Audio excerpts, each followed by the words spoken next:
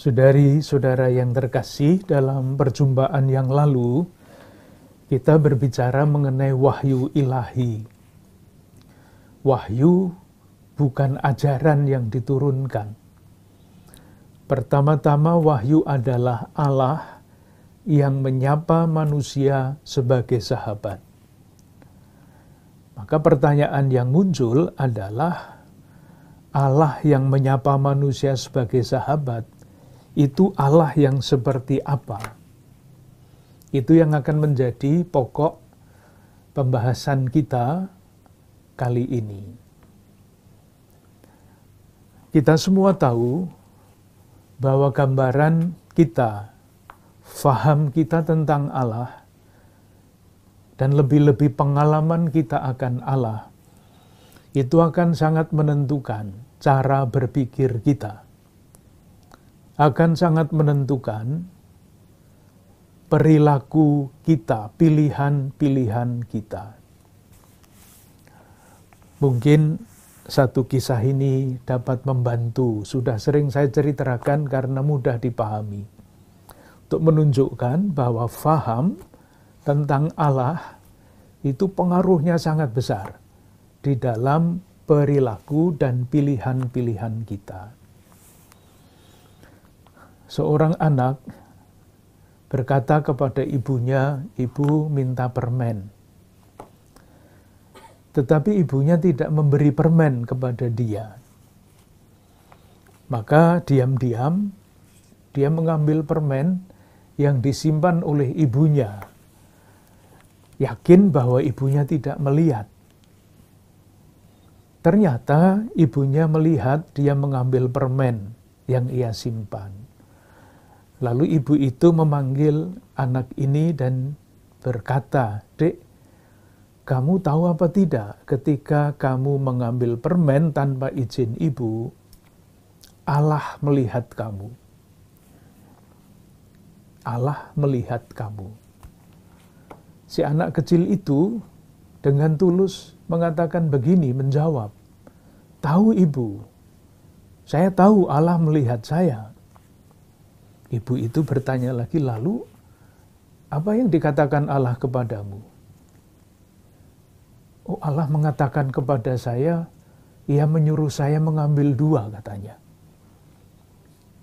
Lihat dalam sepotong kisah yang fiktif ini tentu saja, ada 2 gambaran yang berbeda tentang Allah. Gambaran yang dimiliki atau tampak di dalam kisah itu yang dimiliki oleh ibu, Allah itu mengawasi, terus mengawasi. Kalau yang diawasi bersalah, nanti dihukum. Gambarannya seperti itu. Tetapi, si anak kecil itu punya gambaran Allah yang sangat-sangat berbeda. Bagi dia, Allah itu maha baik, maha murah. Mau mengambil 1, disuruhnya ambil 2. 2 gambaran yang sangat berbeda dan pengaruhnya juga sangat berbeda di dalam kehidupan.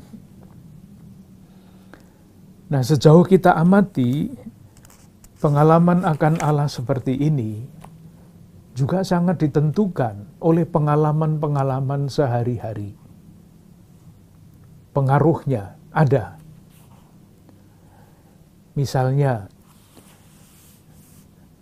kalau pernah menghadiri pemberangkatan jenazah, ada sambutan, dan tidak jarang saya dengar sekurang-kurangnya yang memberi sambutan itu mengakhiri sambutannya dengan kalimat ini, "Semoga almarhum menerima ganjaran dari Allah setimpal dengan amal baiknya." Coba dibalik atau di belakang kalimat, "Semoga almarhum menerima ganjaran setimpal dengan amal baiknya." Itu ada gambaran mengenai Allah yang seperti apa. Yang jelas setimpal, ganjaran setimpal dengan amal baik. Jadi ini Allah kurang lebih sebagai pedagang. Bayar berapa dapat apa. Tentu bagi saya pribadi itu bukan sambutan, bukan kalimat yang Katolik. Karena kalau kalimatnya Katolik, gambaran Allahnya nggak seperti itu. Semoga almarhum menerima ganjaran sesuai dengan kerahiman Allah yang tanpa batas. Lain, sangat berbeda. Itu pengaruh masyarakat itu bisa masuk di dalam diri kita, sehingga faham kita karena sering mendengar kalimat seperti itu, oh tanpa sadar ternyata Allah itu seperti itu. Pengalaman lain yang menarik, ini banyak ceritanya supaya jelas bahwa ini penting. Dalam salah satu kunjungan ke paroki, pastor mengatakan kepada saya, Bapak Uskup, di sini ada beberapa orang muda yang tidak mau berdoa Bapa kami. Aneh sekali. Karena doa Bapa kami itu kan doa yang sangat biasa. Kalau kita bingung mau berdoa apa, ya Bapa kami itu kan. Ketika ditelusuri, ternyata anak itu berkata begini, ketika ditanya mengapa tidak mau berdoa Bapa kami. Dia menjawabnya begini, Romo, setiap kali saya mulai dengan Bapa kami, yang saya ingat itu bapak saya. Jadi rupa-rupanya anak muda ini pernah menerima pengalaman yang tidak baik dari bapaknya. Sehingga ketika dia berdoa, Bapa kami, bukan Allah Bapa yang maha baik dan maha rahim itu yang ia sapa, tapi yang dia ingat adalah perlakuan yang tidak baik dari bapaknya terhadap dia. Jadi realitas Allah ini rasa-rasanya memang sangat kompleks. Nah, oleh karena itu, saya merasa perlu untuk mengajak saudara-saudari sekalian melihat apa yang diajarkan oleh ajaran resmi gereja tentang Allah ini. Supaya gambaran-gambaran yang keliru, yang seringkali tidak kita sadari masuk di dalam diri kita, itu pelan-pelan bisa diganti dengan ajaran resmi dari gereja Katolik yang pasti akan membuat kita tidak berpikiran atau bertingkah laku yang bahkan berlawanan dengan Allah, tetapi sungguh-sungguh menghayati, memahami Allah sebagaimana diajarkan oleh kitab suci. Oleh karena itu, saya ingin membacakan sekali lagi artikel Dei Verbum nomor 2 yang kemarin dalam pertemuan yang lalu sudah kita baca. Dikatakan begini, dalam kebaikan dan kebijaksanaannya Allah berkenan mewahyukan dirinya, memaklumkan rahasia kehendaknya. Nah, berkat rahasia itu manusia dapat menghadap Bapa melalui Kristus Sabda menjadi daging dalam Roh Kudus dan ikut serta dalam kodrat ilahi. Ini seringkali tidak diperhatikan, dan ikut serta di dalam kodrat ilahi. Artinya apa? Artinya, dengan membaca kitab suci, kita mengenal Allah itu siapa. Dan ketika kita mengenal Allah itu siapa, pelan-pelan pengenalan dan pengalaman akan Allah itu membuat kita pelan-pelan ikut serta dalam kodrat ilahi. Ini menurut saya kalau dirasa-rasakan adalah suatu anugerah keselamatan yang bukan main hebatnya. Kita sebagai manusia itu tidak bertumbuh sekedar di dalam proses humanisasi, menjadi semakin manusiawi. Ada manusia atau banyak manusia yang sama sekali tidak manusiawi. Tetapi tidak berhenti di situ. Keselamatan, ajaran gereja tentang keselamatan mengajarkan selain kita menjadi manusia yang semakin dewasa, utuh, matang, kita menjadi manusia yang semakin ambil bagian di dalam kodrat ilahi, proses divinisasi. Mengenai ini pasti ada kesempatan baik lain yang bisa digunakan. Nah, berkaitan dengan kitab suci, apa yang dikatakan? Saya baca Dei Verbum artikel 13. Jadi, dalam kitab suci, nampaklah turunnya kebijaksanaan yang mentakjubkan, supaya kita mengenal kebaikan Allah yang tak terperikan, dan betapa Ia melunakkan bahasanya dengan memperhatikan serta mengindahkan kodrat kita. Sebab sabda Allah yang diungkapkan dengan bahasa manusia telah menyerupai pembicaraan manusiawi, seperti dulu sabda Bapa yang kekal dengan mengenakan daging kelemahan manusiawi telah menjadi serupa dengan manusia. Yang mau dikatakan sederhana, kalau kita mau mengenal Allah yang benar, jalan yang utama adalah kitab suci. Karena dalam kitab suci itu Allah turun. Seperti dulu, Yesus Kristus lahir menjadi manusia, menjadi sama dengan kita, dengan bahasa manusia, Allah itu turun berbicara kepada kita dengan bahasa manusia. Karena kalau dengan bahasa yang lain kita tidak ngerti. Jadi melalui kitab suci kita dapat mengenal Allah, siapa Dia.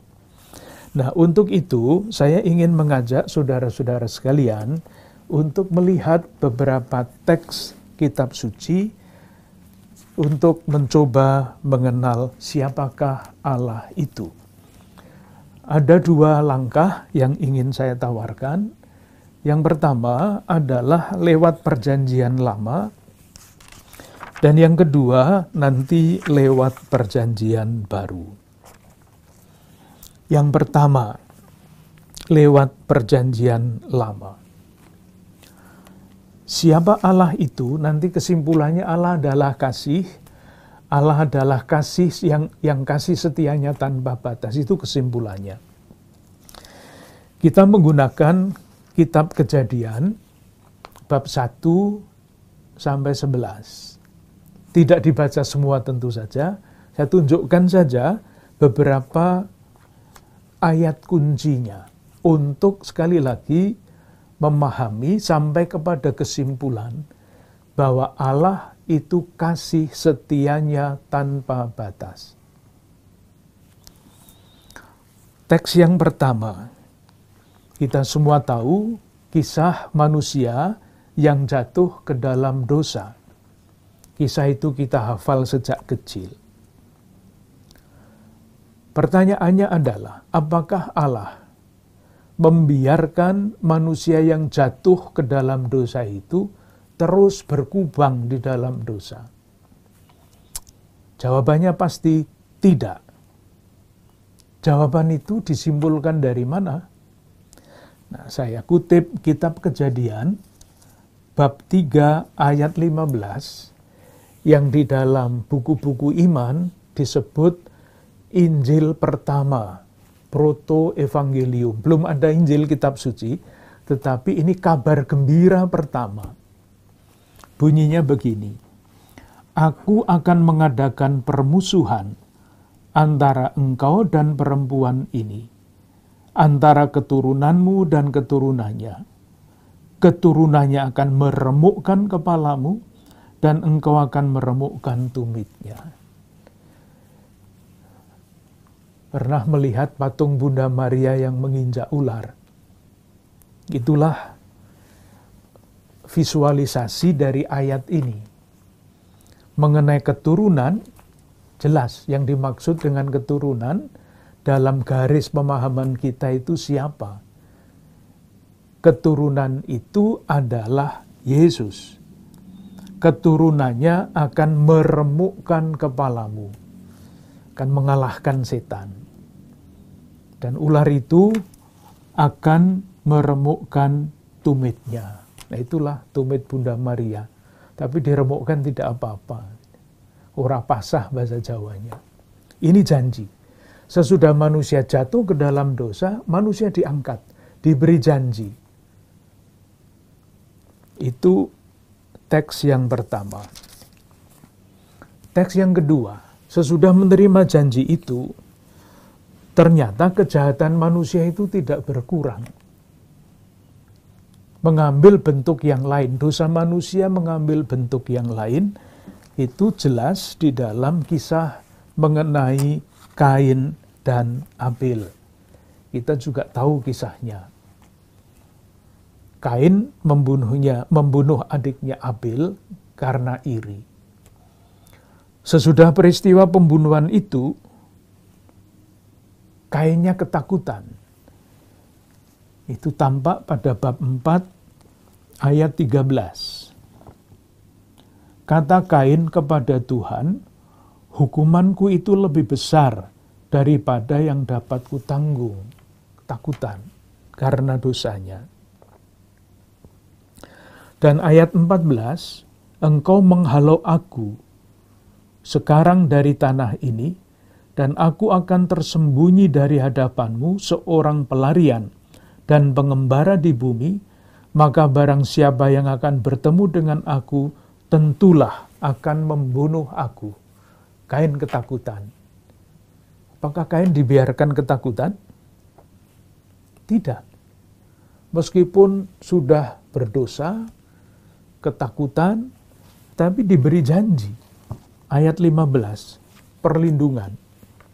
Firman Tuhan kepadanya, sekali-kali tidak. Barang siapa yang membunuh Kain akan dibalaskan kepadanya 7 kali lipat. Ini masih hukum pembalasan perjanjian lama, jadi jangan dimengerti secara harafiah. Maksudnya, Kain akan dilindungi sungguh-sungguh. Apakah sesudah itu lalu selesai? Tidak. Karena sesudah itu kita semua tahu ada Kejadian bab 6. Judulnya saja kejahatan manusia. Jadi jahat diberi janji, jahat berdosa diberi janji. Ini jahat lagi. Dan dihukum. Hukumannya tidak main-main. Hukumannya adalah air bah. Itu Kejadian bab 7. Tetapi apakah air bah itu akan tidak surut? Ternyata sesudah air bah, Tuhan masih memberikan janji baru kepada umatnya. Bab 9 ayat 11.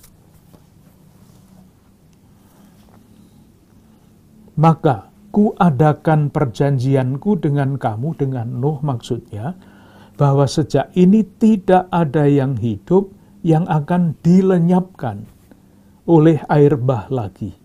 Dan tidak akan ada lagi air bah untuk memusnahkan bumi. Diberi janji lagi. Apakah sudah selesai? Belum. Kalau kita membaca bab 11, Menara Babel. Manusia congkak, seperti manusia pertama yang ingin menjadi sama dengan Allah, ini juga ingin sama, membuat tangga, ingin masuk ke dalam surga, tempat Allah bersemayam. Apa yang terjadi? Diporak-porandakan, bukan main. Dicerai-beraikan manusia. Lalu tidak mengenal satu sama lain, bahasa mereka juga dikacau balaukan. Seandainya tidak ada Menara Babel ini, kita tidak usah belajar bahasa Inggris, bahasa lain-lain, bahasa kita satu sebelum kejahatan ini. Apa yang terjadi sesudah itu? Nah, inilah yang menjadi kunci dari seluruh Alkitab, dari depan sampai belakang. Di perjalanannya adalah manusia berdosa, Allah mengampuni. Manusia berdosa, Allah mengampuni. Terus begitu. Terakhir adalah Menara Babel. Nah, Menara Babel itu, kisah itu diikuti dengan panggilan Abraham. Nah, itu mulailah sejarah keselamatan yang dilaksanakan oleh Allah dengan panggilan Abraham sampai nanti kedatangan Yesus Kristus yang wafat dan bangkit. Itu satu sejarah keselamatan yang panjang yang digelar sesudah panggilan Abraham ini sampai kitab Wahyu. Jadi kitab Kejadian bab 1 sampai bab 11 yang ceritanya seperti itu, ini adalah pendahuluan dari seluruh Alkitab, dari seluruh kitab suci. Yang mau diceritakan di dalam seluruh kitab suci adalah tadi, Allah yang kasih setianya tanpa batas. Setiap kali manusia berdosa, setiap kali diampuni. Itu intinya. Dan Allah yang seperti itu digelar di dalam kisah dari kitab Kejadian sampai kitab Wahyu. Sekarang akan kita lihat kitab Kejadian bab 12 ayat 1 sampai 3. Untuk menunjukkan betapa Abraham ini tampil sebagai orang beriman dalam arti seperti sudah kita pelajari dalam pertemuan yang lalu, menyerahkan diri, menyatakan ketaatan iman. Saya baca hanya 3 ayat, jadi tidak panjang. Berfirmanlah Tuhan kepada Abram, pergilah dari negerimu, dan dari sanak saudaramu, dan dari rumah bapamu. Ada 3 mu di situ.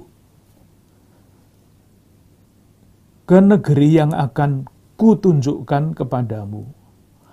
Aku akan membuat engkau menjadi bangsa yang besar, dan memberkati engkau serta membuat namamu masyhur, dan engkau akan menjadi berkat. Aku akan memberkati orang-orang yang memberikan engkau, dan mengutuk orang-orang yang mengutuk engkau, dan olehmu semua kaum di bumi akan mendapat berkat. 1-2 pengamatan saja. Yang pertama, untuk pertama kalinya kita melihat relasi yang sangat akrab antara Abraham dengan Allah yang menyatakan diri. Hubungannya adalah aku dan engkau. Bagi kita ini adalah relasi yang sangat sederhana, sehari-hari, aku, engkau. Tetapi bagi masyarakat pada zaman itu, Allah itu nggak mungkin didekati dengan cara seperti ini, dan tidak mungkin merumuskan hubungan antara Allah dan manusia itu sebagaimana hubungan aku dan engkau. Allah itu terlalu jauh. Dan digambarkan secara garis besar seperti yang tadi saya katakan, sebagai Allah yang jauh dan menakutkan, yang selalu minta korban dari manusia. Maka jangan heran kalau pada zaman itu yang namanya korban-korban itu banyak, bukan main, termasuk pengorbanan manusia. Sisa-sisanya masih sering kita lihat di dalam agama-agama asli, bahkan pada zaman sekarang ini. Mengorbankan orang, maka kita kenal istilah tumbal. Dikorbankan, supaya Allah tidak marah kepada manusia. Tetapi ini rumusannya sangat berbeda. Aku, engkau. Allah yang dekat. Sesuatu yang istimewa, berbeda dibandingkan dengan situasi pada zaman itu. Yang kedua, perubahan dari kata mu yang menjadi penting pada bagian pertama menjadi aku yang menjadi penting pada bagian kedua. Maksudnya apa? Abraham ini adalah seorang tokoh real di dalam sejarah. Hidup pada abad 19, antara itu 18 sebelum Masehi. Silahkan membayangkan manusia hidup pada zaman itu, orang yang mempunyai jaminan, yang mampu membuat jaminan sendiri, itulah orang yang akan selamat. Maka jaminan bagi Abraham di sini adalah yang disuruh meninggalkan itu negeri, kemudian sanak saudara, kalau sendirian itu ancamannya sangat besar. Rumah bapamu. Jadi jaminan yang dulu dipakai oleh Abraham untuk merasa aman, untuk berkembang dan sebagainya, itu oleh Allah yang menyatakan diri, yang belum dikenal, itu semua jaminan itu suruh meninggalkan. Lalu janjinya apa? Janjinya adalah aku akan membuat engkau menjadi bangsa yang besar, membawa ke negeri yang akan kutunjukkan kepadamu. Tidak jelas, sudah punya negeri sendiri, suruh pergi, mau ditunjukkan oleh Tuhan. Mana negeri itu? Dan begitu seterusnya.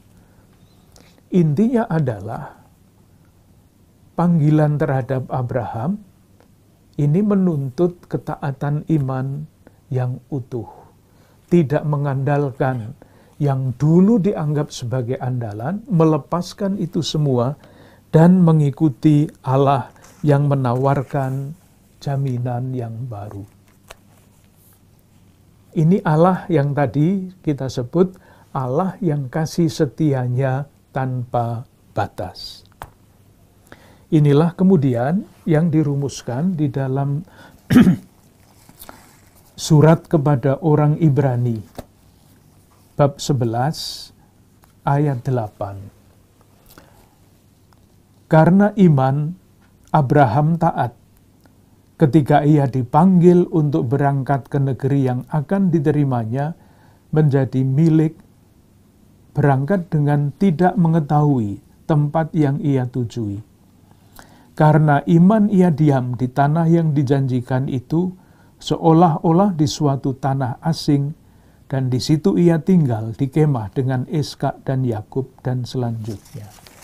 Itulah kesimpulan perjanjian baru tentang sikap iman Abraham. Karena iman Abraham taat. Itulah yang dinyatakan kepada kita dalam perjanjian lama, khususnya pada awal, pada pengantar kitab suci Kejadian bab 1-11, Allah yang kasih setianya tanpa batas. Sekarang kita masuk ke perjanjian baru. Tentu banyak sekali teks yang bisa kita kutip, tetapi untuk kali ini saya mengambil Injil Yohanes.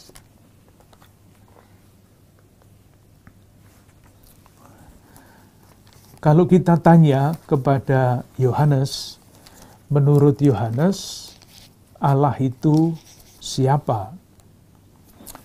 Dia akan menjawab melalui surat pertama, Yohanes bab 4 ayat 8. Barang siapa tidak mengasihi, ia tidak mengenal Allah, sebab Allah adalah kasih. Ini kesimpulannya. Nah, sekarang kita lihat kesimpulan itu ditarik atau dijelaskan dalam dinamika seperti apa. Saya akan menunjukkan beberapa ayat di dalam Injil Yohanes untuk sampai kepada kesimpulan bahwa Allah adalah kasih. Teks-teks kunci. Teks pertama saya pilih sebagai ringkasan Injil Yohanes adalah bab 3 ayat 16. Itu boleh dikatakan ringkasan Injil Yohanes. Bunyinya begini, karena, mulai dengan karena begitu besar kasih Allah akan dunia ini, sehingga Ia telah mengaruniakan anaknya yang tunggal, supaya setiap orang yang percaya kepadanya tidak binasa, melainkan beroleh hidup yang kekal. Itu inti Injil Yohanes. Karena begitu besar kasih Allah. Jadi Allah adalah kasih.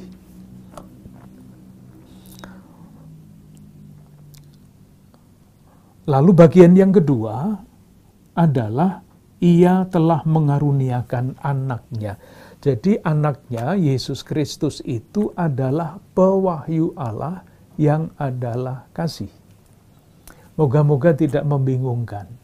Tetapi intinya ini ringkasan Injil Yohanes bab 3 ayat 16. Nah, di situ dikatakan anaknya diutus. Untuk apa? Nah, itulah yang sekarang ingin kita lihat. Diutus untuk mewartakan, mewahyukan bahwa Allah adalah kasih. Dalam rangka itu, saya mengambil dua ayat kunci untuk menunjukkan apa yang dikerjakan oleh Yesus itu adalah perwahyuan tentang Allah. Kata kunci yang pertama, ayat kunci yang pertama itu bab 4 ayat 34. Kita semua pasti sudah sering mendengar ayat ini.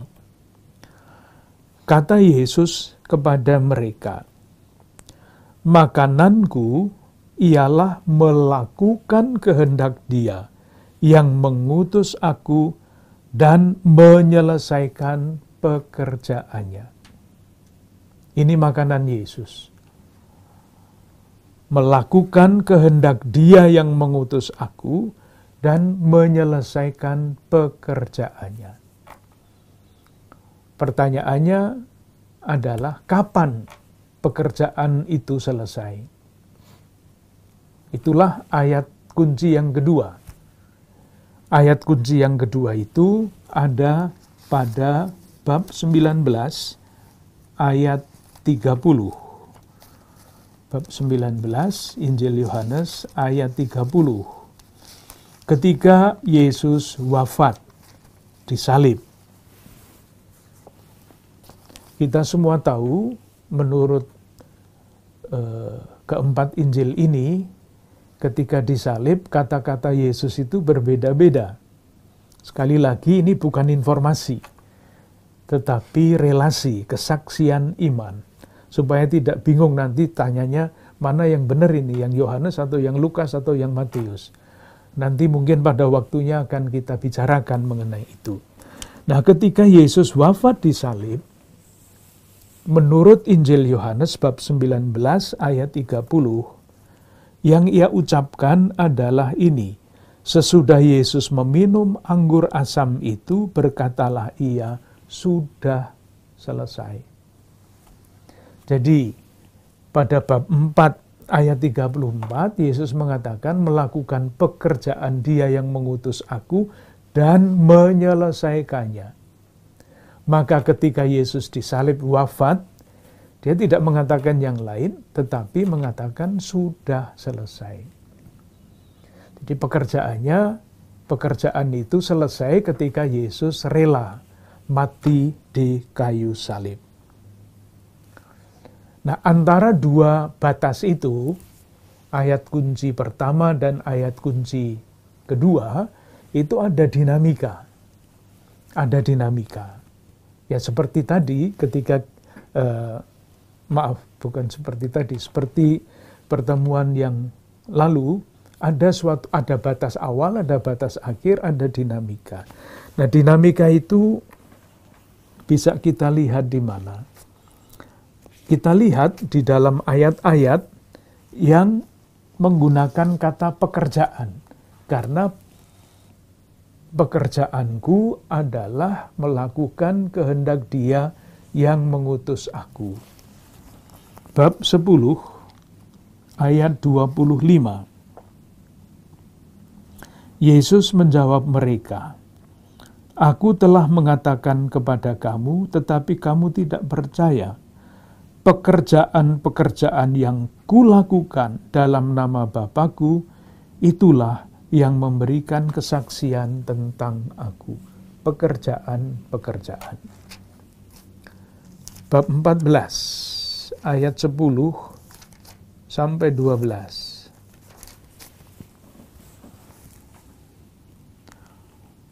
Saya baca ayat 10 bagian kedua. "Tetapi Bapa yang diam di dalam Aku, dialah yang melakukan pekerjaannya. Percayalah kepadaku bahwa Aku di dalam Bapa dan Bapa di dalam Aku." Lalu yang ayat 12, "Aku berkata kepadamu, sesungguhnya barang siapa percaya kepadaku, ia akan melakukan juga pekerjaan-pekerjaan yang Aku lakukan." Jadi mengenai pekerjaan. Pertanyaan berikutnya adalah, pekerjaannya itu apa? Isinya itu apa? Jawabannya ada pada bab 17. Misalnya tentu saja ada banyak ayat yang bisa dikutip, tetapi kita ambil yang contoh 1-2 saja. Bab 17 ayat 2-3.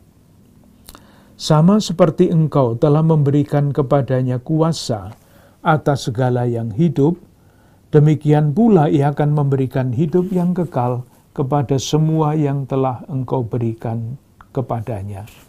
Sekarang, inilah hidup yang kekal itu, yaitu bahwa mereka mengenal Engkau satu-satunya Allah yang benar,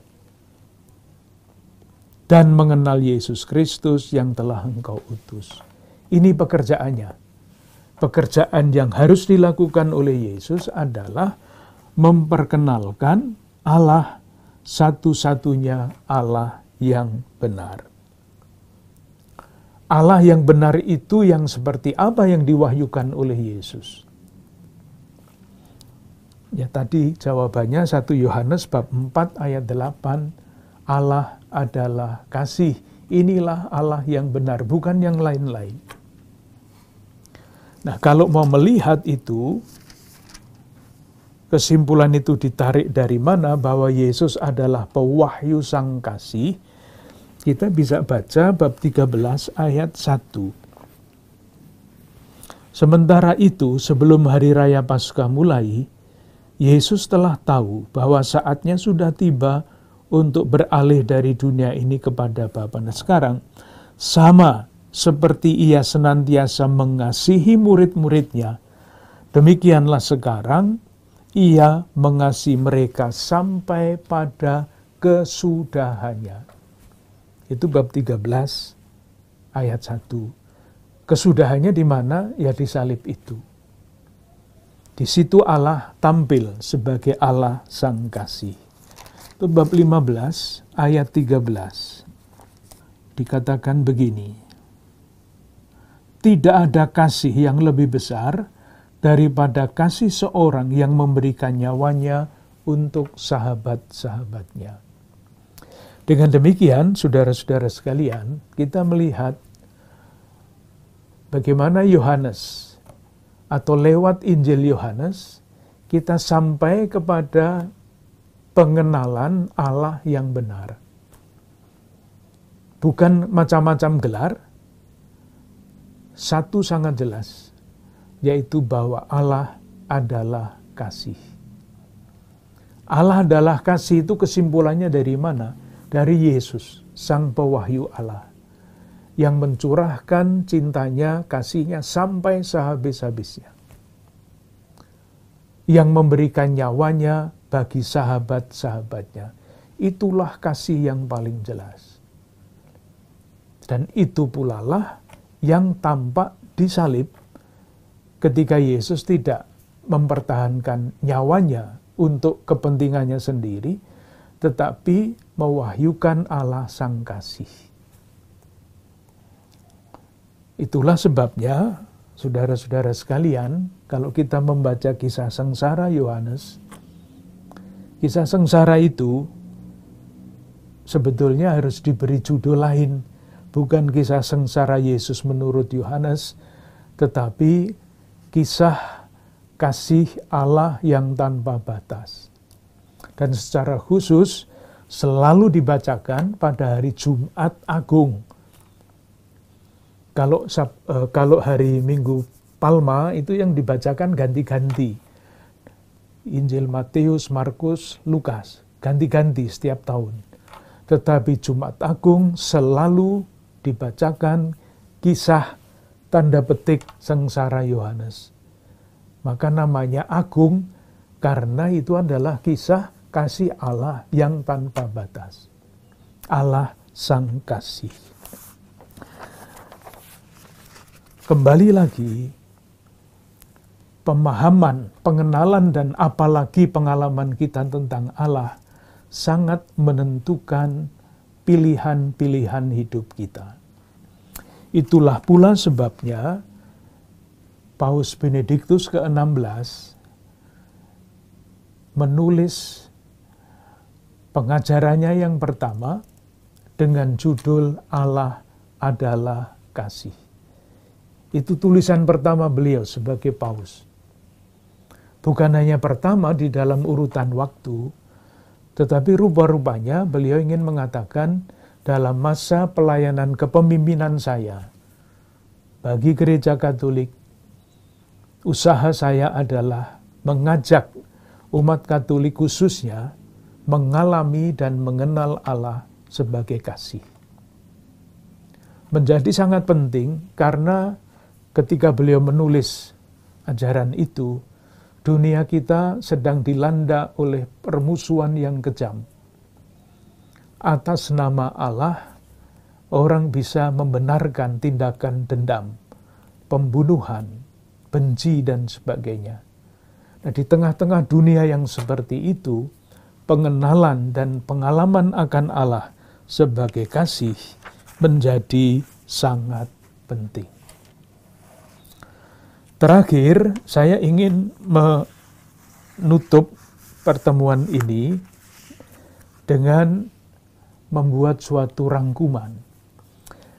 Kalau di dalam kitab suci, kita menerima pengenalan akan Allah Sang Kasih, pengenalan itu mesti membentuk komunitas hidup bersama untuk saling mengasihi. Dan komunitas hidup kasih itu diharapkan menjadi kesaksian akan Allah Sang Kasih. Moga-moga maksud saya jelas. Jadi kita menerima pengajaran, mengenal Allah Sang Kasih, harapannya supaya kita hidup di dalam kasih, dan hidup dalam kasih itu menjadi kesaksian bagi dunia. Saya akan menunjukkan skema meskipun saya tidak menggambar, moga-moga bisa dipahami. Pada sudut atas itu saya pasang 1 Yohanes bab 4 ayat 8. Allah adalah kasih. 1 Yohanes bab 4 ayat 8. Nah, bab 4 ayat 1 Yohanes bab 4 ayat 8 ini kita turunkan. Allah yang adalah Sang Kasih itu turun dengan ilustrasi ayat bab 3 ayat 16. Karena begitu besar kasih Allah akan dunia ini, Ia mengaruniakan anaknya yang tunggal. Jadi garis turun. Yesus adalah pernyataan kasih Allah. Itu perwahyuan. Nah, ketika perwahyuannya penuh, lalu Yesus itu menunjukkan Allah Sang Kasih itu apa yang Dia lakukan. Ada garis ke kiri atau ke kanan, terserah. Garis ke samping, bukan turun, tapi ke samping. Garis ke samping itu isinya adalah bab 13 ayat 1 yang tadi sudah kita baca. Bab 13 ayat 1, Ia mencurahkan kasih-Nya sampai sehabis-habisnya untuk murid-muridnya. Ia mengasihi muridnya sampai sehabis-habisnya. Satu garis lurus. Murid-muridnya ada di sampingnya. Nah, kepada murid-murid yang ada di sampingnya itu, murid-murid diberi nasihat, diberi perintah untuk saling mengasihi. Jadi ada murid-murid, ini garisnya kiri kanan. Murid yang satu mengasihi yang murid yang lain mengasihi murid yang satu. Hendaklah saling mengasihi. Tetapi hidup saling mengasihi ini bukan tujuan terakhir. Karena ada misi. Ketika murid-murid itu saling mengasihi. Misi itu adalah bab 13 ayat 35. Supaya kamu saling mengasihi sama seperti aku mengasihi kamu, demikian pula kamu harus saling mengasihi. Dengan demikian, semua orang akan tahu bahwa kamu adalah murid-muridku. Jadi hidup bersama yang diwarnai oleh kasih antara murid ini mempunyai pengaruh. Semua orang tahu bahwa kamu adalah murid-muridku. Jadi orang lain menjadi percaya. Nah, orang lain yang menjadi percaya itu didoakan oleh Yesus. Didoakan, doa itu ada pada bab 17. Ayat 21. Mulai dari ayat 20. Dan bukan untuk mereka itu saja aku berdoa, tetapi juga untuk orang-orang yang percaya kepadaku oleh pemberitaan mereka, supaya mereka semua menjadi satu. Nah, tujuannya apa menjadi satu? Supaya dunia percaya bahwa Engkaulah yang telah mengutus aku. Jadi dari atas Allah adalah kasih, turunlah Yesus. Yesus mengasihi murid-muridnya. Murid-muridnya diberi perintah untuk saling mengasihi. Komunitas yang saling mengasihi ini agar semua orang tahu. Nah, semua orang ada di sini. Pada semua orang yang tahu itu didoakan menjadi satu oleh Yesus supaya dunia tahu. Jadi begitu terus. Komunitas-komunitas kasih yang bukan merupakan tujuan pada dirinya, tapi menjadi kesaksian bahwa Allah adalah kasih. Jadi bagaimana kesimpulannya saya harap jelas, garis merahnya saya harap jelas. Dalam pertemuan terdahulu kita bicara mengenai Allah yang mewahyukan diri. Konsekuensinya bagi pemahaman kitab suci, mencari relasi-relasi. Nah, dalam perjumpaan ini kita ingin mengenal lebih jauh Allah yang mewahyukan diri itu seperti apa. Yang penting untuk disadari adalah gambaran dan faham tentang Allah sangat besar, sadar atau tidak sadar, di dalam cara berpikir kita, dalam pilihan-pilihan hidup kita. Nah, ketika kita membaca Perjanjian Lama, dalam pengantar Perjanjian Lama yang terdapat dalam Kejadian bab 1 sampai 11, jelas bahwa Allah adalah Dia yang kasih setianya tanpa batas. Dilanjutkan dengan panggilan Abraham yang akan berakhir nanti dalam kitab Wahyu ketika turun Yerusalem baru. Itu Perjanjian Lama. Dalam Perjanjian Baru kita pilih Injil Yohanes karena bagi saya sendiri tentu saja lebih mudah untuk menunjukkan ayat-ayat kuncinya. Kesimpulan dari pembelajaran kita mengenai tulisan Yohanes, Allah adalah kasih. Dinyatakan oleh Yesus dan diharapkan komunitas-komunitas murid-murid Yesus yang diperintahkan untuk saling mengasihi ini menjadi saksi bagi dunia, bagi semua orang, agar dunia tahu bahwa engkau adalah murid-muridku. Sampai nanti pada kesempatan yang lain, kita akan melihat pokok gagasan yang lain lagi dari dokumen Gereja Dei Verbum itu.